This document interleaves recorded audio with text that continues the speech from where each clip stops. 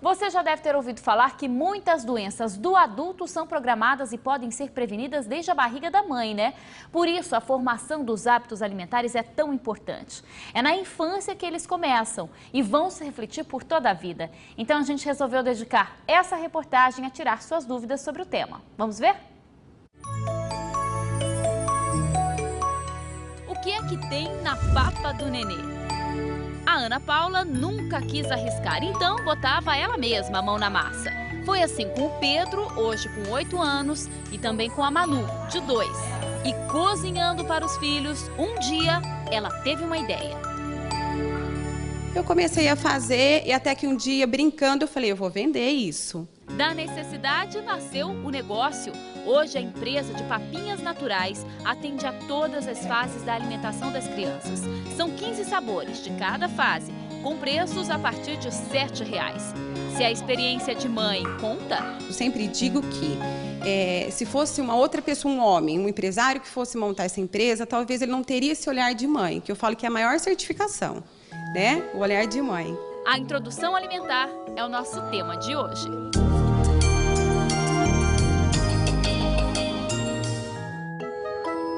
Para trocar experiências, uma tarde no parque.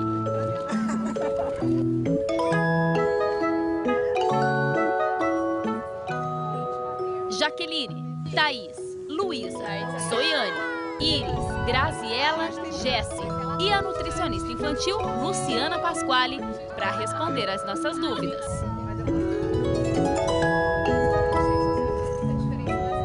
A gente sabe que precisa começar a introdução alimentar, mas a partir de quando? Para o bebê que está sendo alimentado só no seio materno, essa alimentação que a gente chama de alimentação complementar vai começar aos 6 meses de idade, tá? Então, primeiramente, a gente vai entrar com uma papinha de fruta no horário aí do meio da manhã ou do meio da tarde, a gente pode escolher um desses horários, e com a papinha da refeição principal, que vai ser o almoço.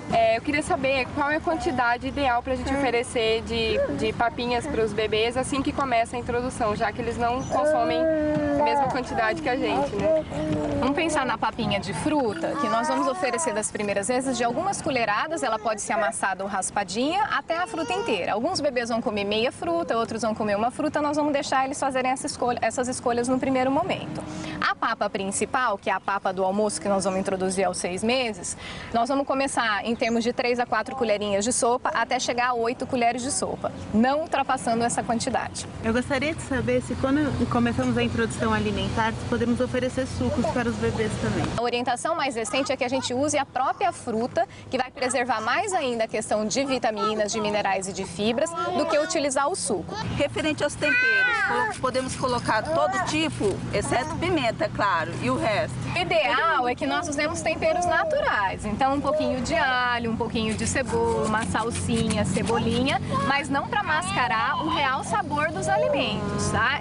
Então, para tornar essa papinha um pouquinho mais saborosa. Agora, evitar, gente, ao máximo os temperos industrializados. Luciana, agora uma dúvida que está incomodando é que a partir do 8º mês, me parece que a recomendação é que aumente o tamanho dos pedaços da papinha. Até que ponto os bebês podem o tamanho? E ela recusa muito, né? Aumentou o tamanho da papinha, ela tem a impressão que ela está querendo vomitar.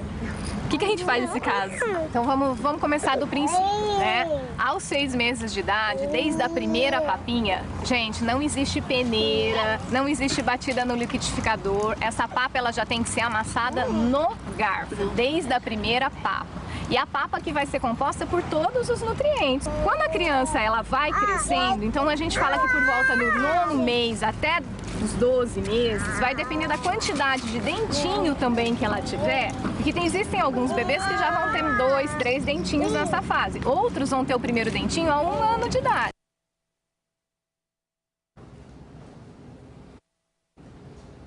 Nós tivemos um problema aí com a nossa reportagem. Vamos ver se dá para restabelecer. Quando você acessar o g1.com.br/tvca, está aí na sua tela, vai ter um material exclusivo com o restante do que a gente não conversou nessa reportagem, enquanto a gente tenta restabelecer. Lá nós vamos falar sobre alergia ao leite, papa congelada, glúten na alimentação e se os pequenos podem comer peixe e ovo, que são dúvidas muito frequentes das mães. Ainda tem os alimentos proibidos até 1 ano de idade. Vale a pena conferir.